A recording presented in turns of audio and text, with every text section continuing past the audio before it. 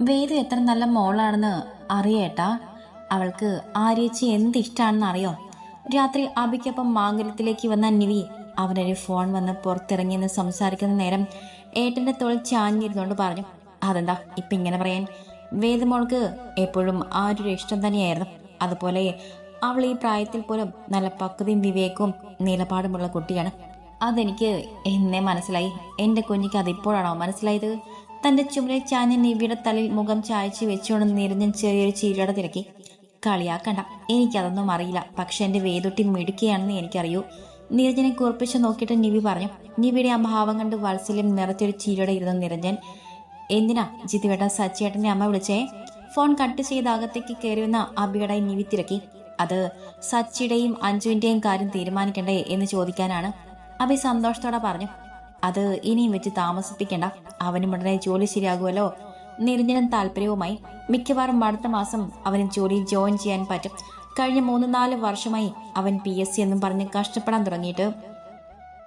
എന്തായാലും ആ കഷ്ടപ്പാടിന് ഫലമുണ്ടായാലോ? അബി പറഞ്ഞത് സമ്മതിച്ചുകൊണ്ട് നിരഞ്ജനം പറഞ്ഞു. എന്തായാലും അടുത്തൊരു ദിവസം തന്നെ പെണ്ണ് കാണാൻ വരാൻ പറയാം അല്ലേ അളിയ? എല്ലാം നാട്ടു നടപ്പ് പോലെ നടക്കട്ടെ. പറഞ്ഞിട്ട് അഭിപ്രായം അറിയാൻ എന്നതുപോലെ നിരഞ്ജനെ നോക്കി അബി. അതെടാ, നിങ്ങളുടെ കാര്യമോ എല്ലാരെയും മറിച്ച് നടത്താൻ പറ്റിയില്ല. അഞ്ജുവിന്റെ കല്യാണം നമുക്ക് ഗംഭീരമായി തന്നെ നടത്തണം.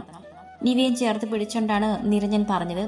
പ്രവീൺ ഇന്നലെ രാത്രി 7 മണിക്കുള്ള ബസ്സിൽ വയനാട്ടിലേക്ക് പോയെന്ന് എൻ്റെ ഒരു ഫ്രണ്ട് വിളിച്ചു പറഞ്ഞു. തമ്പാനൂർ ബസ് സ്റ്റാൻഡിൽ വെച്ച് കണ്ടു എന്നാണ് പറഞ്ഞത്. ആ താഴമൊക്കെ കഴിച്ച് എല്ലാവരും കൂടെ ഉമ്മർത്ത് വന്നിരിക്കുമ്പോൾ പറയണോ വേണ്ടിയോ എന്നൊക്കെ ആലോചിച്ച് മടിച്ചാണ് അഭി പറഞ്ഞത്. അവൻ പോട്ടെ, എന്തായാലും നാട്ടിൽ പോയി മര്യാദയ്ക്ക് ജീവിക്കട്ടെ. ഇവിടെ കിടന്ന് വേണ്ടത്തെ കാര്യങ്ങൾ ചെയ്ത് വല്ലവരുടെയും കയ്യിൽ തല്ലും വാങ്ങി നടക്കുന്നത് നമ്മൾ കാണണ്ടല്ലോ.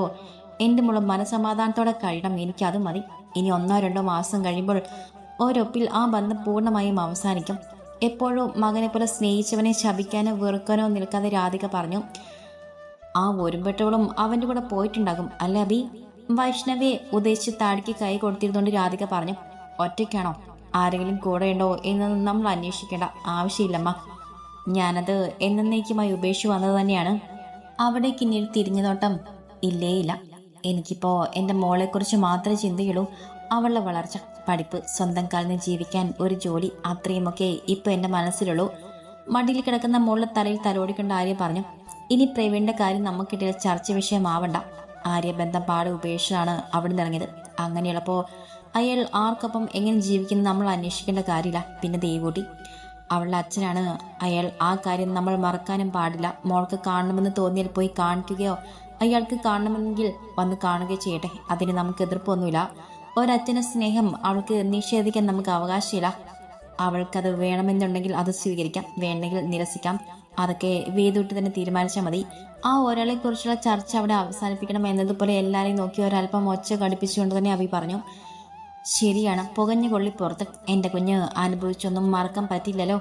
അവൻ ആർക്കൊപ്പമോ ജീവിക്കട്ടെ, എനിക്ക് എൻ്റെ കുഞ്ഞ് സന്തോഷത്തോടെ ഇരുന്നാൽ മതി. അഭി ദേഷ്യപ്പെട്ട് പറഞ്ഞതിൽ നേർത്തൊരു വിഷമം തോന്നിയെങ്കിലും ആലോചിച്ചപ്പോൾ അതാണ് നല്ലതെന്ന് തോന്നി രാധികയ്ക്കും. അല്ലടാ, ഡോക്ടറെ കല്യാണത്തിന് പോകണ്ടേ?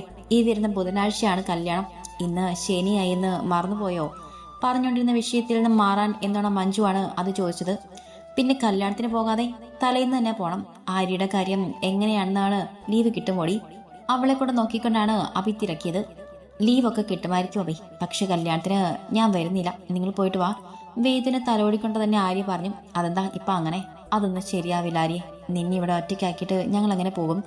അവളെ ഒഴിഞ്ഞു മാറൽ ഇഷ്ടമാകാതെ അഭി ചോദിച്ചു. എന്നെ നിർബന്ധിക്കല്ലേ അഭി? അവന്റെ ദേഷ്യം അറിയാവുന്നത് കൊണ്ട് തന്നെ ആര്യ വല്ലായ്മയോടെ പറഞ്ഞു. എടി, ഒരിടത്തും പോകാതെ ഇങ്ങനെ വീടും ആ ഷോപ്പുമായിട്ട് ചടഞ്ഞുവിടാൻ നിൽക്കാതെ എന്നീ കല്യാണത്തിന് വരാൻ നോക്ക്. അവളുടെ മുഖത്തെ വിഷമം മനസ്സിലാക്കിയത് കൊണ്ട് തന്നെ അല്പം മയത്തിലാണ് അഭി പറഞ്ഞത്. ഇല്ലടാ, ഇപ്പൊ കല്യാണത്തിന് എന്തായാലും ഞാൻ വരുന്നില്ല. അവരിങ്ങോട്ട് വരുമ്പോ ഞാൻ പോയി കണ്ടോളാം. പിന്നെ ചേച്ചി തനിച്ച് ഇവിടെ നിൽക്കോ? അഭി എന്തെങ്കിലും ചോദിക്കും മുൻപ് അഞ്ചു തിരക്കി. നിന്നോളാം, ആരുമെല്ലാം പറഞ്ഞു. എന്റെ ജിത്തുവേട്ടാ, ചേച്ചി വരുന്നില്ലെങ്കിൽ നിർബന്ധിക്കേണ്ട. ഏട്ടനും ശാരദാമ്മയും രാവിലെ കല്യാണത്തിന് വരുള്ളൂ. കല്യാണം കഴിഞ്ഞ ഉടനെ തന്നെ രണ്ടാളും കൂടെ തിരികെ പോരുകയും ചെയ്യും. അപ്പൊ ചേച്ചി അവിടെ നിന്നോളും. പിന്നെ നമ്മളും വന്ന് രാത്രിയൊക്കെ തിരികെ വരുമല്ലോ. പറഞ്ഞിട്ട് പ്രശ്നം തീർന്നില്ല എന്ന പോലെ എല്ലാരെയും മാറി മാറി നോക്കി നിവി പറഞ്ഞു. അതിപ്പോ അങ്ങനെ നിൽക്കോ? ഇവിടെ നിന്നെ ഒറ്റയ്ക്കാക്കി പോകാൻ വയ്യാഞ്ഞിട്ടാണ്. നിവി പറഞ്ഞതൊക്കെ ശ്രദ്ധയോടെ കേട്ടിരിക്കുന്നവളോട് അഭി തിരക്കി. മാംഗല്യത്തിൽ പോയി നിൽക്കാനൊന്നും ഒട്ടും താല്പര്യമില്ലെങ്കിലും താൻ കാണാം അവരുടെ പോക്ക് മുടങ്ങിയാലോ എന്നോർത്ത് മനസ്സിലാ മനസ്സോടെ ഒന്നും മൂളി. അതോടെ പിന്നെ ഒരു മാറ്റം വേണ്ടെന്ന പോലെ ആ കാര്യം അങ്ങനെ തീരുമാനിച്ചുകൊണ്ട് സന്തോഷത്തോടെയാണ് എല്ലാവരും കിടക്കാനായി പോയത്. ആ സന്തോഷത്തോടെ തന്നെ ആര്യയുടെ കവളിൽ ഒരു മുത്തം കൂടെ വെച്ചിട്ടാണ് നിവി അബിക്ക് പിന്നാലെ കിടക്കാൻ ഓടിയത്. അവളെ ഓട്ടം കണ്ട് ആര്യ അവൾ മുത്തിയ കവളിൽ കൈവച്ച് നിന്നു പോയി. കല്യാണത്തിന് തലേന്നാൾ എല്ലാവരും പോകുമ്പോൾ ആര്യ ഇവിടെ നിൽക്കുമെന്ന് പറഞ്ഞേൽപ്പിക്കാൻ വേണ്ടിയാണ് ഞായറാഴ്ച രാവിലെ തന്നെ അബിക്കൊപ്പം നിവി മാംഗല്യത്തിലേക്ക് വന്നത്. അവളെ അവിടെ വിട്ട് എന്തോ അത്യാവശ്യ കാര്യത്തിന് അബി പുറത്തേക്ക് പോയി. രണ്ടാളും കൂടെ ഇനി ചേച്ചിക്കുട്ടിയെ നല്ലോണം നോക്കണം കേട്ടോ. കാര്യങ്ങളൊക്കെ കൃത്യമായി പറഞ്ഞേൽപ്പിച്ചെങ്കിലും സെറ്റിലിരിക്കുകയായിരുന്ന ശാരദമ്മയുടെ മടിയിൽ കിടന്നുകൊണ്ടാണ് വീണ്ടും പിണലി പറിച്ച്. നമ്മൾ അങ്ങനെ നോക്കുവൊന്നുമില്ല അല്ലേ അമ്മ? അല്ലെങ്കിലും അവൾക്ക് സ്വന്തം കാര്യം നോക്കാൻ അറിഞ്ഞൂടെ, ഇനി നമ്മൾ നോക്കണോ? അവൾ ആ കുറുമ്പ് നിറഞ്ഞ വർത്തമാനം കേൾക്കാൻ എന്ന പോലെ പറഞ്ഞിട്ട് ശാരദമ്മയെ നോക്കി കണ്ണ് ചിമ്മി ചിരിച്ചു നിരഞ്ജൻ. അയ്യോ, അങ്ങനെയൊന്നും പറഞ്ഞൂടാ, ചേച്ചി വീട്ടിലെ ഗസ്റ്റാണ്.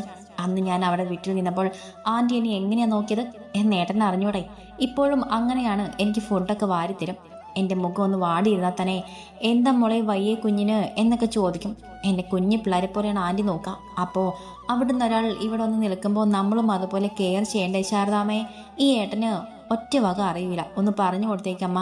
കണ്ണും ചുണ്ടും കുറപ്പിച്ചുകൊണ്ട് എഴുന്നേറ്റ് തൊട്ടു മുന്നിൽ ദിവാനിൽ കിടക്കുന്ന നിരഞ്ജനെ നോക്കി മുഖം വീർപ്പിച്ചുകൊണ്ട് ഉമ്മറത്തേക്ക് ഇറങ്ങിപ്പോയി നിവി. മോൾ പിണങ്ങിയെന്ന് തോന്നുന്നു. വല്ല കാര്യം ഉണ്ടായിരുന്നോ അതിന് ഓരോന്നും പറഞ്ഞിങ്ങനെ ഇളക്കാൻ? ചെറുചീരിയോടെ അവളെ പോക്ക് നോക്കിയിരുന്ന നിരഞ്ജനോട് ശാരദാമ്മ പറഞ്ഞു. അവൾക്ക് അവിടെയുള്ളവരുടെ ഒരു പ്രത്യേക താല്പര്യമാണ് പറഞ്ഞിട്ട് അവൾക്ക് പിന്നാലെ ഇറങ്ങിച്ചെന്നു നിരഞ്ജൻ. അമ്മയ്ക്കും അച്ഛനും ഒരു കാര്യം അറിയോ? ഞാൻ എൻ്റെ ഏട്ടന് കൂട്ടിന് വേണ്ടി ഒരാളെ കണ്ടുവച്ചിട്ടുണ്ടേ. ആരെന്നറിയോ? എൻ്റെ ആര്യ ചേച്ചി. കൂടെ ഒരു മോളും ഉണ്ട്, ഏട്ടൻ്റെ വേദ. ഏട്ടനെ അവളെ ഭയങ്കര ഇഷ്ടമാണ്. അവൾക്കും അതെ. അവളുടെ ബെസ്റ്റ് ഫ്രണ്ടാണ് ഏട്ടൻ. 2 ദിവസം കഴിയുമ്പോൾ ചേച്ചി ഒരു ദിവസം നിൽക്കാൻ വേണ്ടി ഇവിടെ നമ്മുടെ വീട്ടിൽ വരും. അന്നേരം അച്ഛയും അമ്മയും കൂടെ നല്ലോണം ഒന്ന് ശ്രദ്ധിച്ചേക്കണ ചേച്ചിയെ. നമ്മുടെ ഭാവി മരുമോളല്ലേ, പാവമാണ് കേട്ടോ അമ്മ എൻ്റെ ആര്യ ചേച്ചി. ആ ലക്ഷ്മിയെ പോലെ ഒന്നുമല്ല. എങ്ങനെയെങ്കിലും ഏട്ടനെയും ആര്യ ചേച്ചിയും ചേർത്ത് വെക്കണം. അമ്മയും അച്ഛനും എൻ്റെ കൂടെ കട്ടയ്ക്ക് നിൽക്കണം കേട്ടല്ലോ. അവിടെ എന്താ കുഞ്ഞി, ഇപ്പം എന്തിനാ ഏട്ടൻ്റെ കുട്ടി അങ്ങോട്ട് വന്നത്? തെക്കേത്തൊടിയിൽ അച്ഛൻ്റെയും അമ്മയുടെയും അടുത്ത് വന്നിരുന്ന് കാര്യം പറയുകയായിരുന്ന നിവിക്ക് അടുത്തേക്ക് വരുന്നതിനിടയിൽ നിരഞ്ജൻ വല്ലായ്മയുടെ ചോദിച്ചു. ഒന്നുമില്ലേട്ടാ, ഞാനേ ചേച്ചി വരുമ്പോൾ നല്ലോണം നോക്കണമെന്ന് അമ്മയോടും അച്ഛയോടും പറയാണ്. കൈലി മടക്കി കൊത്തി തനിക്ക് അടുത്ത് വന്ന് ചേർന്ന് പിടിച്ചുകൊണ്ട് ആശങ്കയോടെ നോക്കുന്നവന്റെ നെഞ്ചിൽ ചേർന്നുകൊണ്ട് നിവി നിറഞ്ഞു വരുന്ന കണ്ണുകളോടെ പറഞ്ഞു.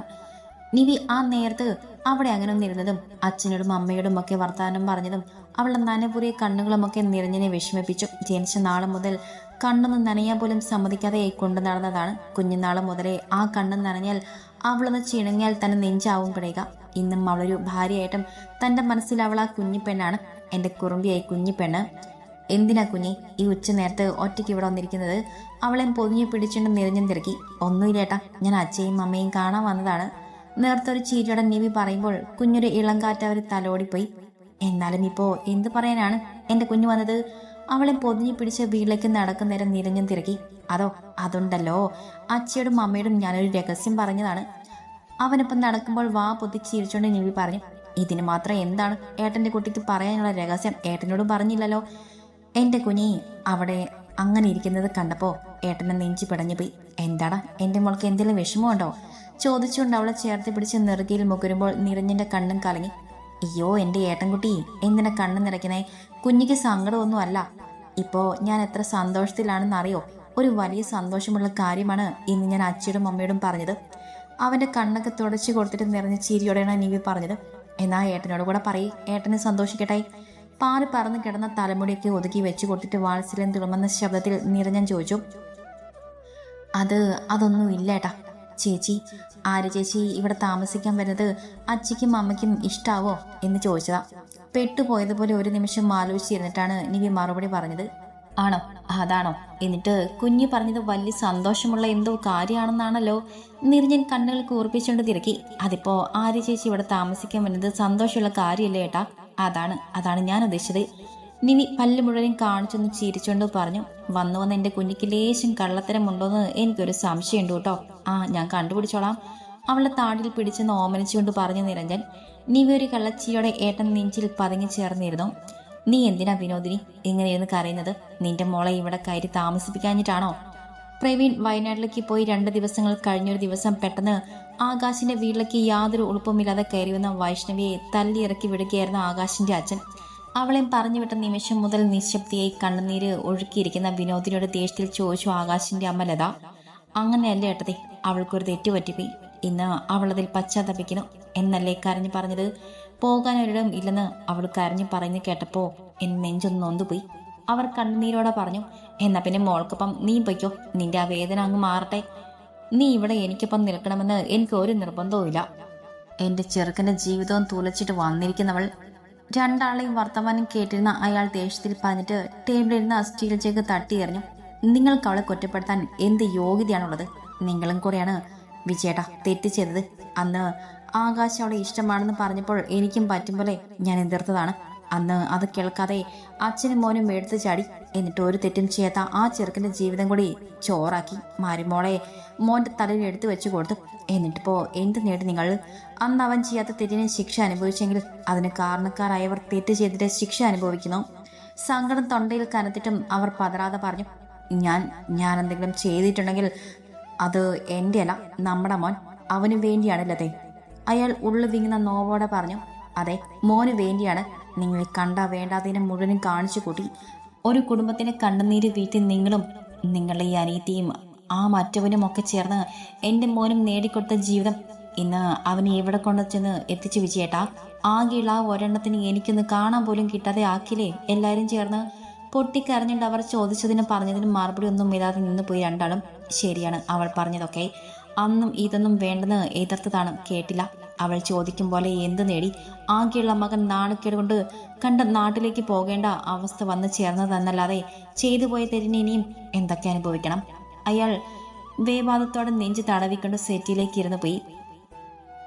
അയാളെയും വിനോദിനെയും ഒന്ന് നോക്കിയിട്ട് കണ്ണും മുഖം തുളച്ചുകൊണ്ട് മുറിയിൽ കയറി വാതിലടച്ചു കളഞ്ഞു ലത. എന്താണ് ഏട്ടന്റെ കുഞ്ഞ് വലിയ ആലോചനയിലാണല്ലോ, എന്താണ് കാര്യം? രാത്രി കിടക്കാൻ നേരം ആലോചിച്ച് കൊടുന്നവളെ കാണേ അവൾക്കടുത്തേക്ക് ഒട്ടിച്ചേർന്ന് കിടന്നുകൊണ്ട് അഭി തിരക്കി. ഒന്നുമില്ല ചിത്തേട്ടാ, ഞാൻ വെറുതെ എന്ത് ഓർത്ത് കിടന്നാണ്. അവന്റെ ആ കുറ്റിത്താണ്ടിൽ വിരൽ ഓടിച്ചുകൊണ്ട് അവൾ പറഞ്ഞു. ഒന്നുമില്ലാതെ ഒന്നുമില്ല, എന്തോ ഈ കുഞ്ഞു തലക്കുള്ളിൽ കയറി പറ്റിയിട്ടുണ്ട്. എന്നോട് പറയുന്നതാണെങ്കിൽ പറഞ്ഞേക്ക് കേട്ടോ ഏട്ടന്റെ കുഞ്ഞെ. അവളുടെ ചുണ്ടിൽ വിരൽ ഓടിച്ചുകൊണ്ട് അഭി പറഞ്ഞു. ഒന്നുമില്ല ചിത്തേട്ടാ. ചുണ്ടിലിഴയുന്ന അവന്റെ വിരൽ പിടിച്ചെടുത്ത് ചുംബിച്ചുകൊണ്ട് അവൾ പറയേ ഏറെ മോഹത്തോടെ അഭി ആ ചുണ്ടിൽ ചുണ്ടു ചേർത്ത് വെച്ചു. ചിത്തൂട്ടാ. ആ ചുണ്ടിൽ നിന്നും അവൻ അടർന്നു മാറാൻ നേരം കിതപ്പോടെ അവനെ ചുറ്റി പിടിച്ചുകൊണ്ട് നേർത്തൊരു ഭയത്തോടെ നിവി വിളിച്ചു. എന്റെ നിവി കുഞ്ഞിനെ ചിത്തൂട്ടൻ വേദനിപ്പിക്കില്ല കേട്ടോ. അവളെ പുണർന്നുകൊണ്ട് ആ മുഖമാകെ ചുണ്ടു ചേർക്കുമ്പോൾ അവൻ പതിഞ്ഞ ശബ്ദത്തിൽ പറഞ്ഞു. അവൻ പറഞ്ഞു കേട്ട് അവളെ ചുണ്ടുകളൊന്ന് വിടർന്നു. ആ ചുണ്ടുകളിൽ നാവുകൊണ്ടൊന്ന് ഒഴിഞ്ഞു വിട്ടു അഭി. അവളൊന്ന് കുറുകിക്കൊണ്ട് അവനെ ചുറ്റിപ്പിടിച്ചതും അവന്റെ ചുണ്ടുകൾ അവളെ ചുണ്ടുകളെ പൊതിഞ്ഞു തുടങ്ങിയിരുന്നു. കൈകൾ അവളിൽ പരതിയും വിരലുകൾ ആഴങ്ങളിൽ തേടിയും അലഞ്ഞും വീണ്ടും ഒരു പ്രണയ സംഗമം. പ്രണയം തുളുമ്പുന്ന സിരകളെ ത്രസിപ്പിക്കുന്ന ഉടലുകളിൽ തീ പാർന്ന പ്രണയോന്മാദം. ആ പ്രണയ ചുഴിയിൽ മുങ്ങി തപ്പിയും മുത്തും പൗഴവും തേടി നിവിയും അവളുടെ പ്രാണനും. നിവിക്കുഞ്ഞെ അടക്കി പിടിക്കാൻ ആവാത്തൊരു ഇഷ്ടത്തോടെ പെണ്ണെ പൊതിഞ്ഞു പിടിച്ചുകൊണ്ട് അഭി പിടിച്ചു.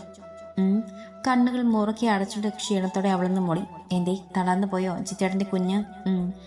പെണ്ണ് ഇല്ലെന്ന് മൂളിക്കൊണ്ട് അവന്റെ നെഞ്ചിൽ മുഖം അമർത്തി വെച്ചു. ഇങ്ങനെ ഉരുമി ഉരസി കിടന്നാൽ ഞാനെന്തേലുമൊക്കെ ഇനിയും ചെയ്തു പോകുവേ. അവളെ ചുണ്ടിൽ മുത്തി പറഞ്ഞുകൊണ്ട് അഭി ചിരിച്ചു. ഒന്ന് പോയേ, ഇനി ഒന്നും വേണ്ട, എന്നെ വിട്ടേ, ഞാൻ ഫ്രഷ് ആയിട്ട് വന്ന് കിടന്നോളാം. അവനെ തള്ളി മാറ്റാൻ ശ്രമിച്ചുകൊണ്ട് അവൾ പറഞ്ഞു.